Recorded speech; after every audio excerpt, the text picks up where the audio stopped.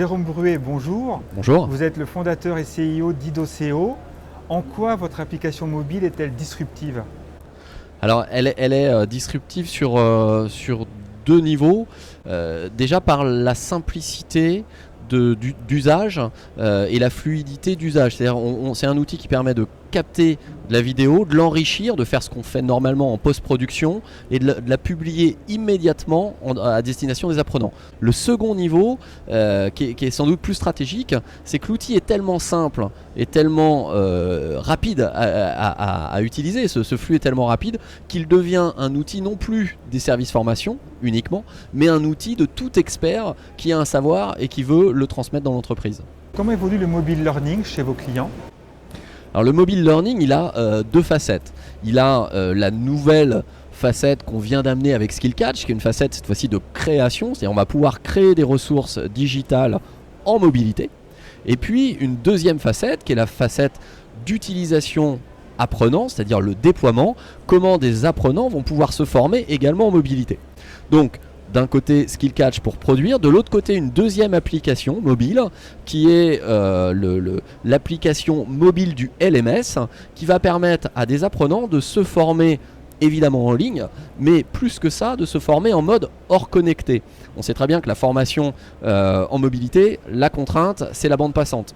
Donc on a à la fois le bénéfice d'un mode offline comme on a pu le connaître il y a bien longtemps en mode CD-ROM par exemple, et les bénéfices d'un mode connecté comme on le connaît sur un LMS traditionnel.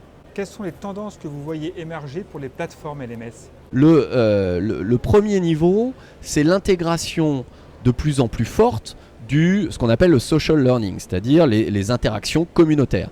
Il y a aussi un autre pilier qui est la formation structurée avec de l'ingénierie pédagogique qui est plus top-down comme on dit, où des formateurs vont créer des parcours de formation. Et là, dans ces parcours, on a de plus en plus de l'ingénierie blended. Et puis le dernier pilier, c'est tous les aspects de tutorat et d'interaction communautaire qu'on va mettre autour de ces dispositifs. Où en est votre internationalisation?